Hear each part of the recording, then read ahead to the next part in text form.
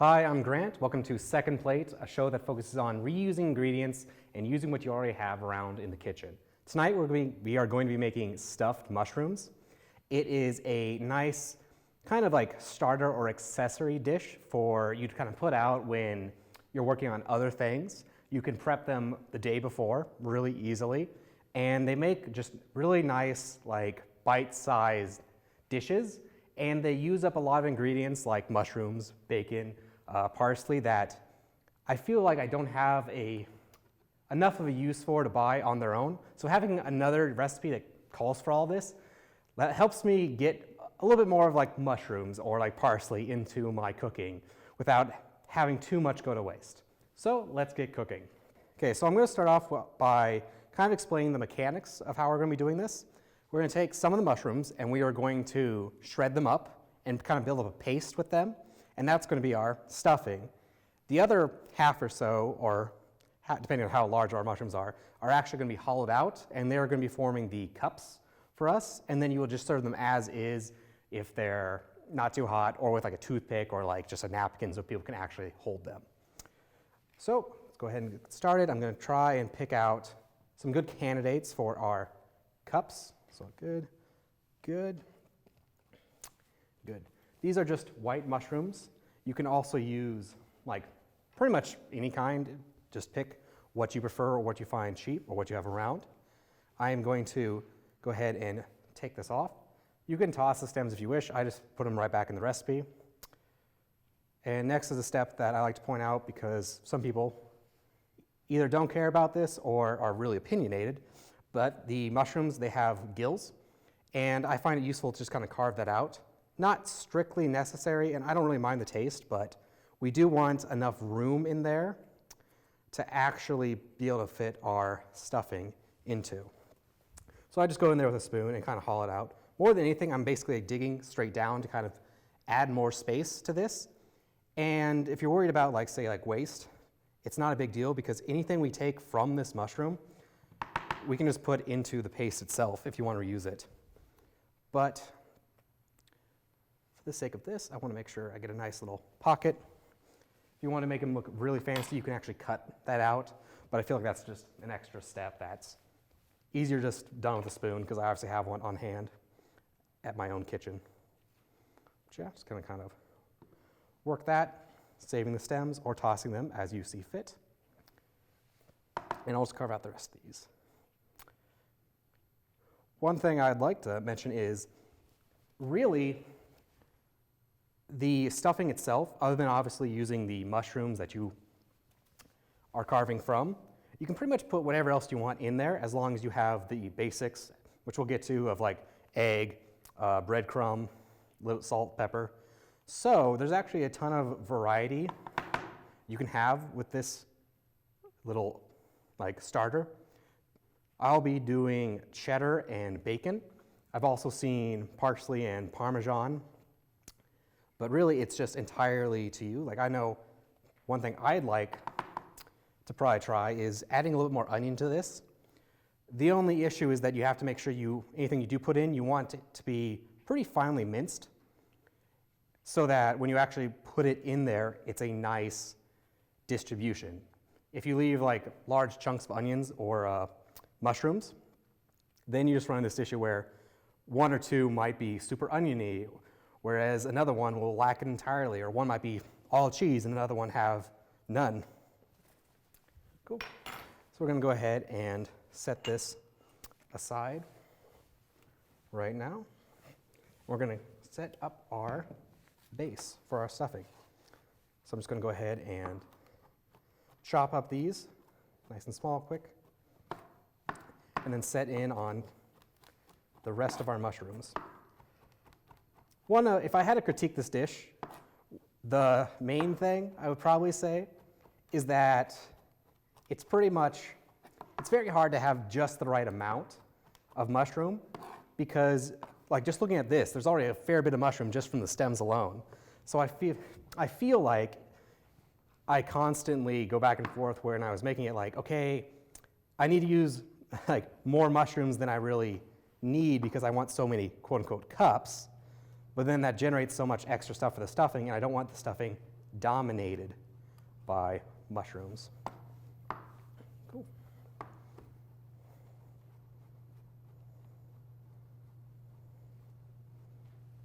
Let's get that nice, small. Like one thing, this recipe, since it's so good that you can just keep throwing stuff in and really customize it, it's one of the few recipes I feel like I have to constantly downsize. Like the original recipe I kind of like got the basis of this from calls for a whole pound of mushrooms. And I could tell like they're clearly intending you cook for like a party and you put it out on like the table and people just have at it while you prepare something else. But for me personally, I feel like that's a little bit much. And as you see, we're only going to be using, I think, a total of like 6 mushrooms.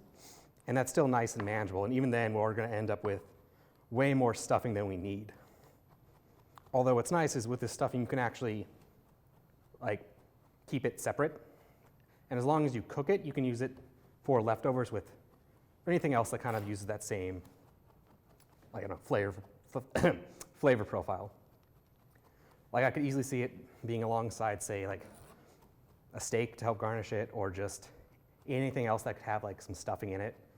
Like now that I think about it, it'd be kind of fun just like if you had some left over to do like a stuffed pork chop or like a chicken breast, just to give it an extra little flair and it'll help soak up the juices. But at the same time, it lets you reuse that ingredient to make something just a little bit fancier, because now I think there's a certain prestige to saying like, oh, this is like a stuffed cut of meat, even though once you've kind of made it, it's not really that big of a deal to continue using.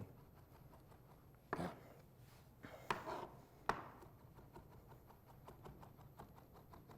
Just trying to get these really finely nice minced. Because again, I don't want any large exceeding chunks, because then it won't all mix that well. Cool.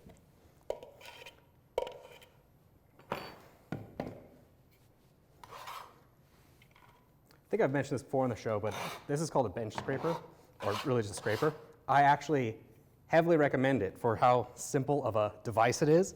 It is very good at what it does and helps keep my kitchen clean personally, especially when working with stuff like dough or flour that loves to stick, but you have to like throw it down onto a countertop.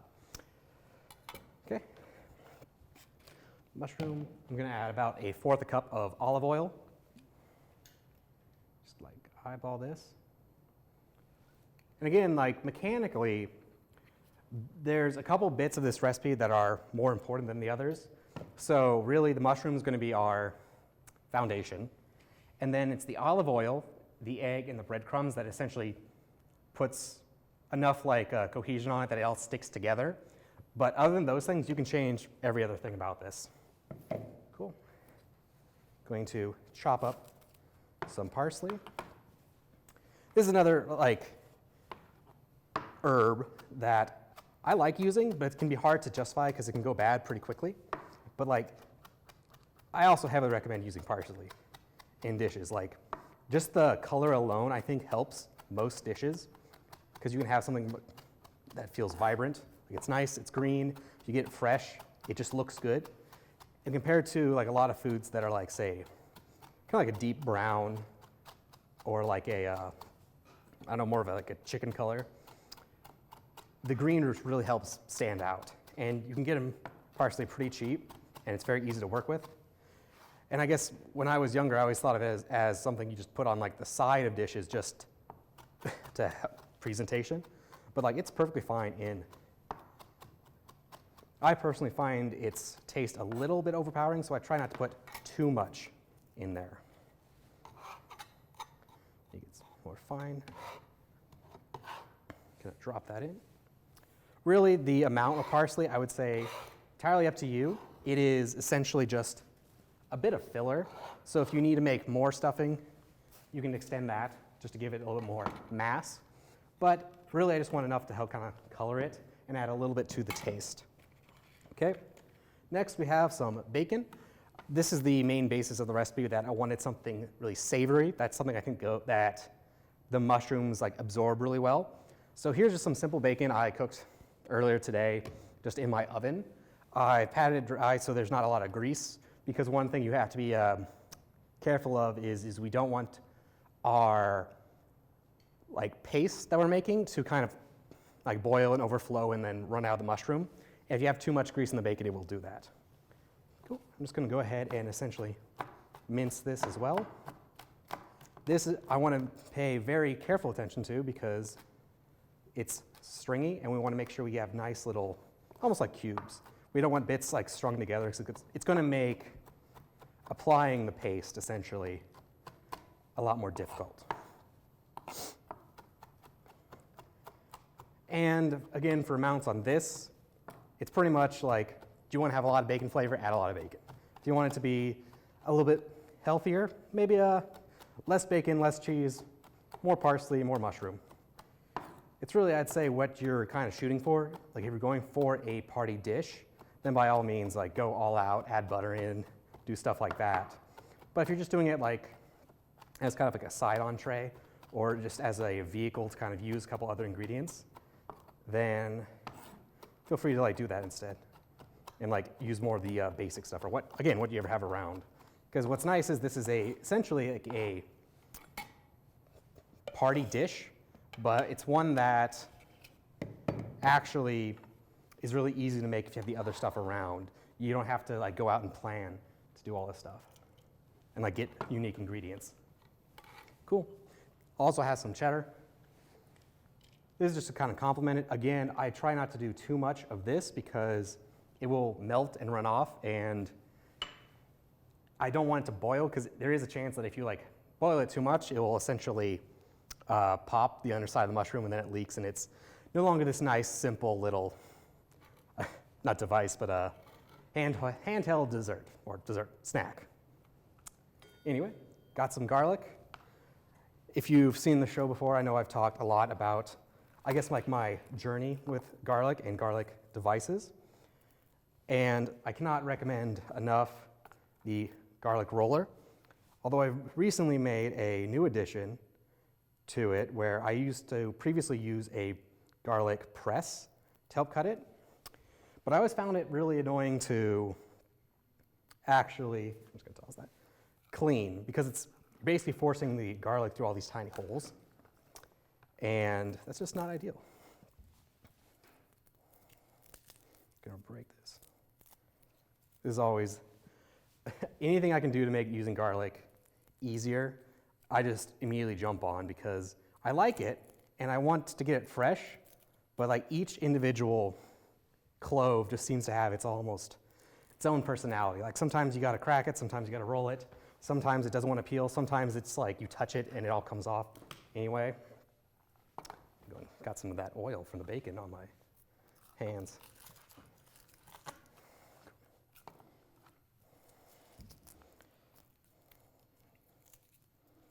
Get that off. Go. Cool. Again, this is another ingredient where it's optional, so put in as much as you want for the taste. But anyway, to continue my previous story, I caved and I bought another garlic press because I wanted one that was particularly easy to clean. And I've moved to using this and I've found it much easier. And what's nice is I can just wipe it down essentially with like a sponge or some steel wool and it will just pop right out, making it very convenient. Let's use this. Toss that in. Cool. So here we have all of our effectively dry ingredients. This is where when I would generally kind of like look around, see if my ratios are good. Because then we're going to go ahead and form the paste. So I want about 1/4 to 1/2 cup of breadcrumbs.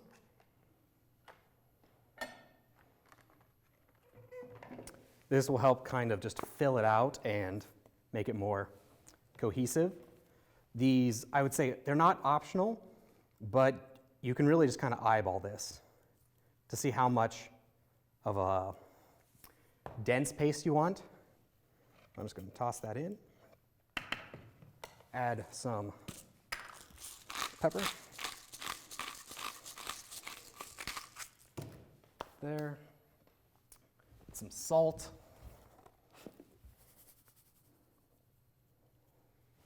Again, just kind of eyeing this because once we put the egg in, it's a little bit harder to get in here and work. I'm just going to toss that, spread it around. Cool. And then we're going to add our egg. Crumbs, bacon, cheddar, garlic, parsley. Cool. Simple little egg here. Going to crack that in. We're going to just mince it around. Cool. So if I can show this, it's now you're starting to get that paste because of the egg.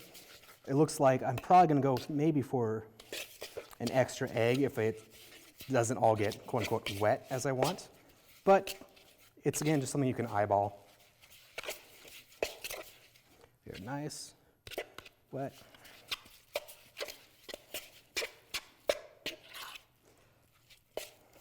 This is actually one of the few recipes that I would say oddly calls for a spoon. It just works so well for this specific recipe for scooping out the mushrooms, putting it back in, mixing it up. Cool. See, I can tell it's kind of nice and incorporated because it starts like sticking to itself into two different bundles. So, cool. We have that.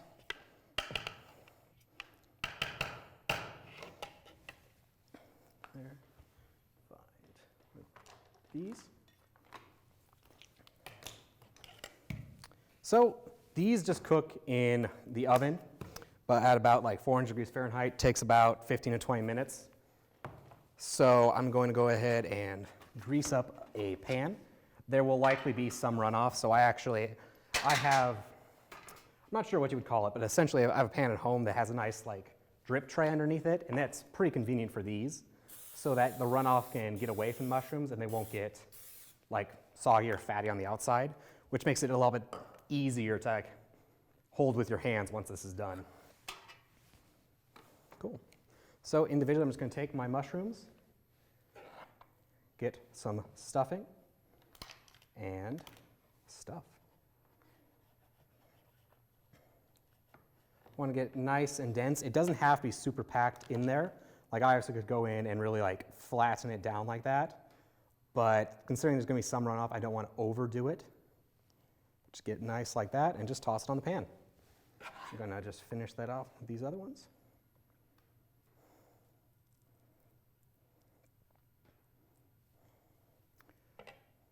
Nice and clean.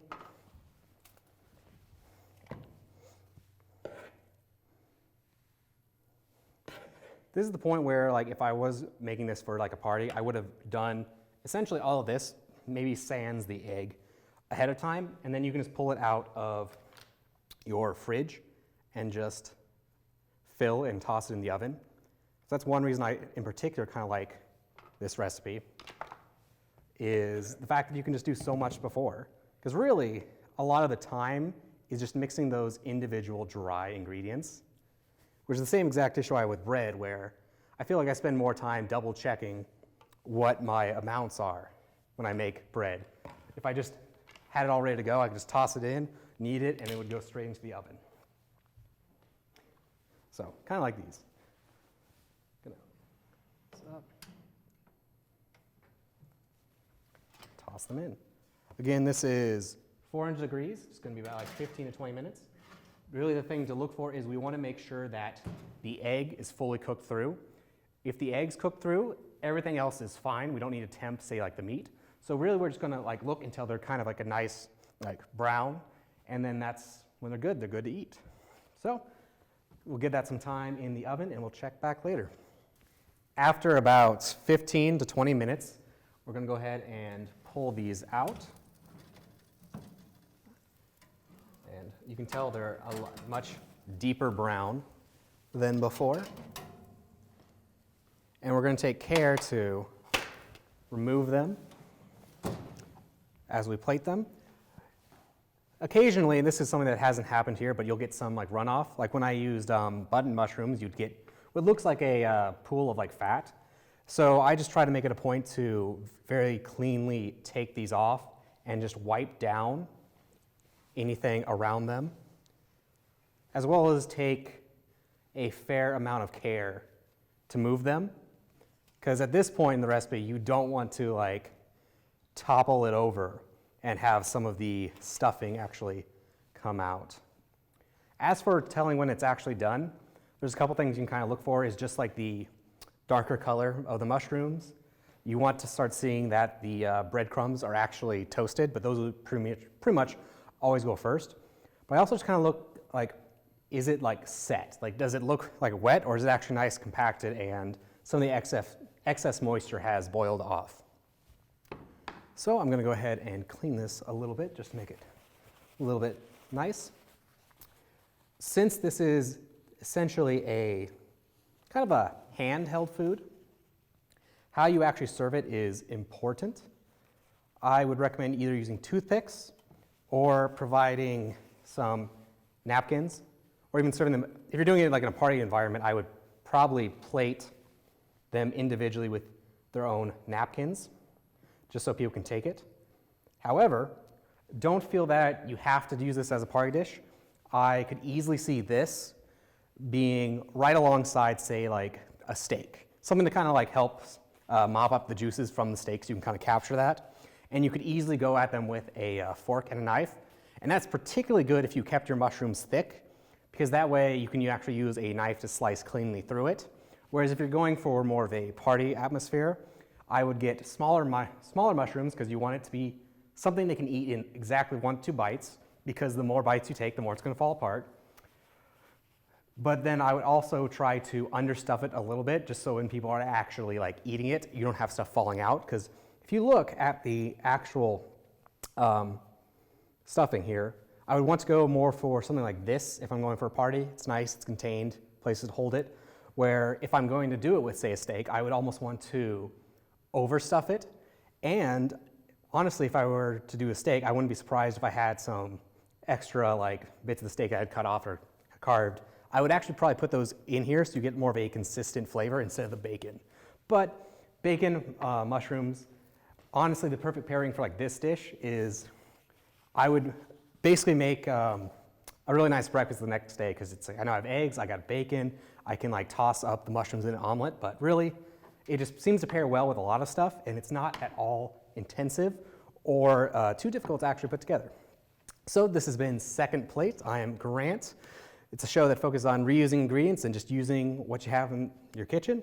And I heavily recommend giving this a try, because once you do it once, you realize how easy it is and how it's a great recipe just to have in your back pocket for whenever you want to have like just a side or a starter that's got a little bit extra like pizzazz to it, some extra flair. So I'm Grant, and thanks for watching.